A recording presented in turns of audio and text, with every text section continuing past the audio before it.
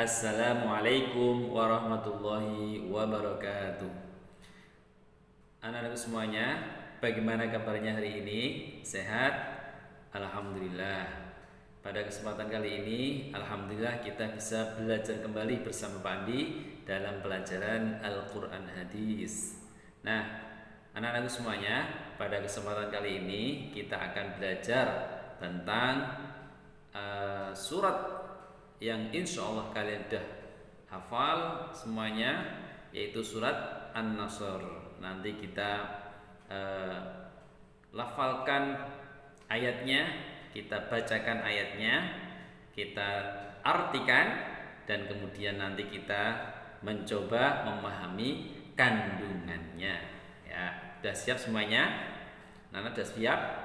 Ya, mari kita mulai membaca dulu surat An-Nasr. Ya, yuk kita mulai dengan membaca ta'awudz dan basmalah bersama. Abata a'udzu billahi minasy syaithanir rajim. Bismillahirrahmanirrahim. Idza jaa nasrullahi wal fath wa ra'aitan nasa yadkhuluna fi dinillahi afwajan fasabbih bihamdi rabbika wastaghfir innahu kana tawwaba. Alhamdulillah, sadaqallahul azim. Alhamdulillah, kita semuanya sudah membaca surat An-Nasr dengan bersama-sama. Insya Allah mendapatkan pahala yang banyak dari Allah Subhanahu wa Ta'ala. Nah, anak-anakku semuanya, kita setelah membaca surat An-Nasr, kita coba membaca artinya. Ya, kita membaca artinya. Idza jaa nasrullahi wal fath. Apabila telah datang pertolongan Allah dan kemenangan. Idza jaa nasrullahi wal fath wa ra'aitan nas, dan kamu akan melihat wahai Nabi Muhammad, yadkhuluna, mereka akan masuk, fi dinillah, ke dalam agama Allah atau Islam, afwaja, dengan berbondong-bondong. Fasabbih, maka bertasbihlah, fasabbih bihamdi rabbika, dan dengan memuji kepada Tuhanmu, fastaghfir, kemudian beristighfarlah, innahu, sungguhnya Allah, innahu kana tawwaba, sungguh Allah itu maha penerima taubat. Nah, anak-anak semuanya, Pak Andi akan melanjutkan surat An-Nasr ini tentunya terkait dengan sebab-sebab turunnya. Jadi surat An-Nasr ini mempunyai sebab-sebab turun, atau ada peristiwa yang sangat terkenal kaitannya dengan surat An-Nasr ini, yaitu Fathu Makkah.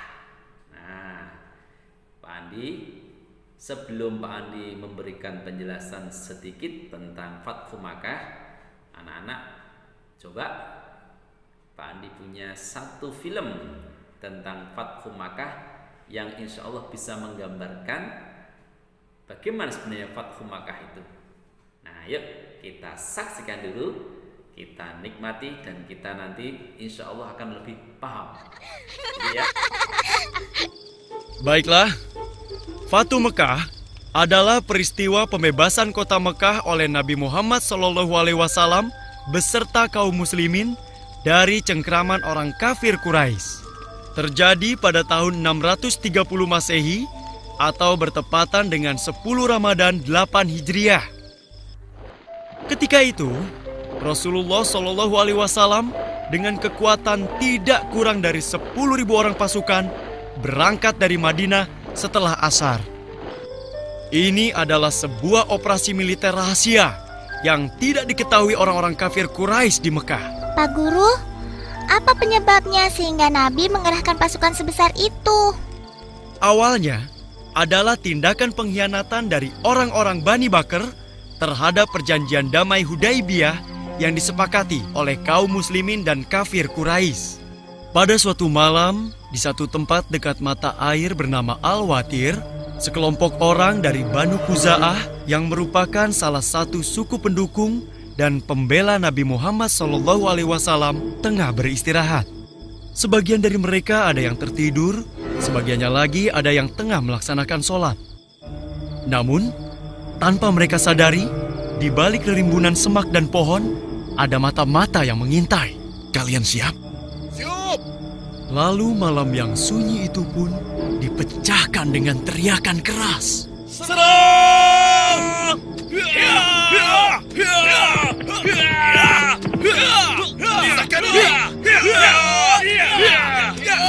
Darah pun tertumpah kemana-mana. Namun, semua itu tidak menyurutkan kekejaman kelompok penyerang. Mereka terus mengayunkan pedang ke sana kemari, membabi buta. Siapa yang menyerang, Pak Guru? Mereka adalah orang-orang Bani Bakr yang dibantu pasukan dari kafir Quraisy. Banu Khuza'ah tidak melawan. Mereka melawan, namun karena kalah jumlah dan persiapan, akhirnya mereka pun terdesak hingga ke Mekah. Syukurlah, ada salah seorang dari Bani Khuza'ah yang bernama Amir bin Salim berhasil meloloskan diri dari kepungan. Hah? Ada apa ya? Iya, itu siapa ya? Ya Rasulullah! Ya Rasulullah! Ketika sudah berhadapan dengan Nabi, Amir bin Salim menceritakan seluruh kejadian yang menimpa dirinya dan Bani Khuza'ah. Maka, Amir bin Salim pun meminta bantuan Nabi untuk menghukum kaum kafir Quraisy. Dan Rasulullah pun menjawab, "Engkau pasti akan ditolong, wahai Amir bin Salim." Tiba-tiba, saat itu muncul mendung di langit. Lalu beliau bersabda, "Mendung ini akan memudahkan pertolongan bagi Bani Ka'ab." Nah, inilah yang menjadi awal pengiriman pasukan kaum muslimin ke kota Mekah. Nabi Muhammad SAW memasuki Mekah dari dataran tinggi Qida dan memerintahkan Khalid bin Walid bersama pasukannya agar memasuki Mekah dari dataran rendah Qida. Akhirnya, kaum muslimin memasuki Mekah tanpa mendapatkan perlawanan, kecuali Khalid bin Walid. Ia menghadapi sejumlah kaum musyrikin yang di antara mereka terdapat Ikrimah bin Abu Jahal. Khalid memerangi mereka dan berhasil membunuh 24 orang dari Quraisy dan 4 orang dari Khuzail. Nabi Muhammad SAW mulai memasuki kota Mekah dengan menunggangi unta dan mengenakan sorban berwarna hijau di tubuhnya. Rasulullah terus menundukkan kepalanya sampai menyentuh punggung unta. Inilah bentuk sikap merendahkan diri kepada Allah Subhanahu wa Ta'ala. Beliau menyadari betul, hanya berkat pertolongan Allah sajalah semua ini bisa terjadi. Lalu, apa yang dilakukan Nabi setelah itu, Pak Guru? Selanjutnya, Rasulullah SAW bersama-sama Muhajirin dan Ansor menuju Ka'bah. Di sana, beliau menghampiri Hajar Aswad dan menciumnya. Setelah itu bertawaf mengelilingi Ka'bah. Ketika itu, di sekitar Ka'bah terdapat 360 berhala. Kemudian, Rasulullah SAW dengan menggunakan tongkatnya menghancurkan berhala itu satu persatu. Subhanallah, setelah 8 tahun terusir, akhirnya Rasulullah dan kaum muslimin kembali ke kota Mekah dengan kemenangan yang gemilang. Kemenangan yang diraih dengan damai. Kemenangan yang tidak diikuti rasa sombong dan keangkuhan, tapi penuh rasa syukur dan kerendahan hati pada Allah. Kemenangan yang membawa ketenangan dan ketentraman. Kemenangan, apa ya? Wah, susah deh kalau dapat giliran yang terakhir. Aduh, apa ya? Nah, Kemenangan yang menandai bahwa tugas Nabi mau selesai. Hah? Jangan asal kamu, Dok. Iya nih, nggak pakai mikir kalau ngomong. Kalian jangan marah dulu. Apa yang dikatakan Dodo bisa jadi benar juga. Maksudnya, Maksudnya, Pak? Pak? Begini. 3 tahun setelah Fatu Mekah, tepatnya pada tanggal 12 Rabiul Awal tahun 11 Hijriah, Rasulullah SAW pun wafat. Meski masih ada beberapa peristiwa penting dalam kurun 3 tahun itu, namun dapatlah dikatakan peristiwa Fatu Mekah adalah salah satu tonggak terpenting dalam perjalanan dakwah Nabi. Inilah puncak kemenangan kebenaran atas kebatilan. Tuh kan, Dodo gitu loh.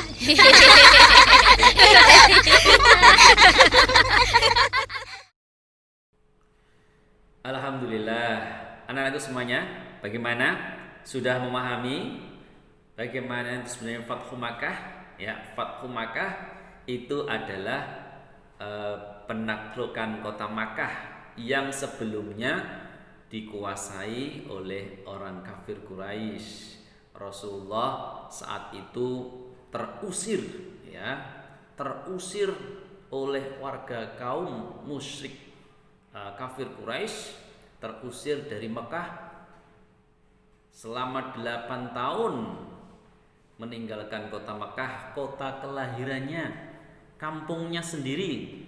Dia di kampungnya sendiri diusir. Kemudian Rasulullah hijrah ke Madinah. Nah, saat 8 Hijriah itu, tepatnya kalau tidak salah tanggal 10 Ramadan, Rasulullah kembali ke kampungnya dan bisa merebut kota Mekah dengan tanpa tumpah darah, karena Rasulullah tidak menginginkan di Mekah ada pertumpahan darah. Tapi bisa saat Fathu Makkah itu orang-orang Mekah bisa menerima kedatangan Rasulullah dan mereka berbondong-bondong masuk Islam.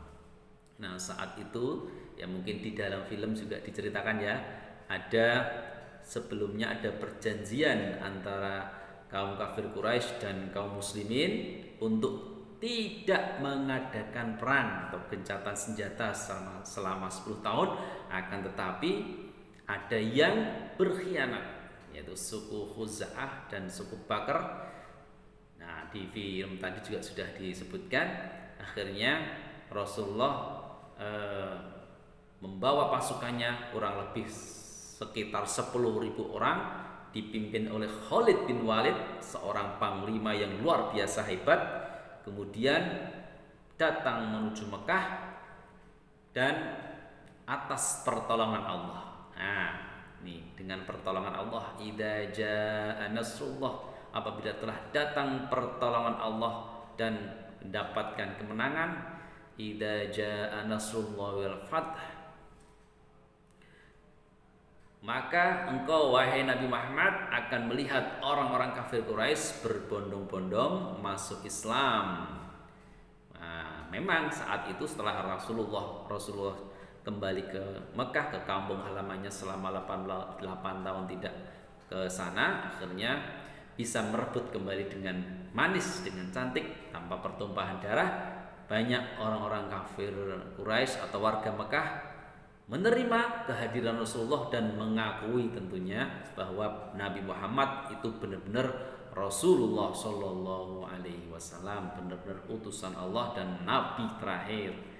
Nah, saat mendapatkan kemenangan itu, Rasulullah disebutkan dalam riwayat melaksanakan sholat duha 8 rakaat untuk mengungkapkan rasa syukur bisa kembali ke kampung halamannya, bisa kembali beribadah, bisa ibadah tawaf dan sebagainya. Kemudian Rasulullah diminta oleh Allah SWT fasabbih, untuk mensucikan Allah dengan memuji Allah, fasabbih bihamdi rabbika fastaghfir, dan memohon ampun dan juga memohonkan ampun kepada warga masyarakat kota Mekah yang sebelumnya banyak mengalami penyimpangan. Anak-anakku sekalian, mari kita lanjutkan pelajaran Al-Quran hadis yang tentunya pelajaran yang dapat kita ambil dari surat An-Nasr. Dan kalian harus meyakini bahwa kandungan dalam Al-Quran itu semuanya luar biasa, istimewa. Yang pertama, bahwa kemenangan itu sebenarnya bersumber dari pertolongan Allah. Jadi kalau kita mendapatkan kemenangan apapun, mendapatkan keberhasilan apapun, jangan lupakan bahwa sebenarnya itu adalah pertolongan dari Allah. Jangan sampai mengandalkan selain Allah. Oh, saya menang karena saya mempunyai usaha yang hebat. Saya mendapatkan ranking 1, mendapatkan prestasi karena saya berusaha sekuat tenaga. Nggak boleh. Yakin bahwa keberhasilan hanya bisa terjadi, bisa diperoleh karena pertolongan Allah Subhanahu wa taala. Idza jaa nasrullahi wal fath. Allah menolong, pasti akan mendapatkan kemenangan. Yang kedua, bahwa perintah Allah kepada Rasulullah Shallallahu Alaihi Wasallam untuk beristighfar, untuk selalu mohon ampun. Jadi kalau kita itu setelah melaksanakan amal-amalan yang istimewa, itu biasanya dibarengi untuk beristighfar. Kita setelah sholat dikirnya astagfirullahaladzim alladzi la ilaha illa huwal hayyul qayyum wa atubu ilaih. Karena belum tentu murni bahwa ibadah kita itu murni bisa mendapatkan ibadah yang sempurna. Makanya kita diminta untuk istighfar. Kemudian saat kita dari majelis, kita juga diminta untuk istighfar. Subhanakallahumma wa bihamdika asyhadu an la ilaha illa anta astaghfiruka wa atubu ilaik. Nah, itu juga diminta untuk beristighfar. Dan juga pelajaran yang dapat kita peroleh dari surat An-Nasr adalah kita tidak boleh merasa sombong dengan apa yang kita dapatkan. Kemenangan, keberhasilan yang kita dapatkan, kita tidak boleh menyombongkan diri. Kita harus mensucikan Allah, mensucikan bahwa Allah lah yang maha menolong, Allah lah yang menjadi sumber kemenangan dan kejayaan. Nah, itu anak-anakku semuanya, pelajaran yang dapat kita ambil dari surat An-Nasr. Semoga kita bisa mengambil dengan baik dan kita bisa mengamalkannya di kehidupan sehari-hari dan kita mendapatkan ridho Allah Subhanahu wa taala. Terima kasih. Wassalamualaikum warahmatullahi wabarakatuh.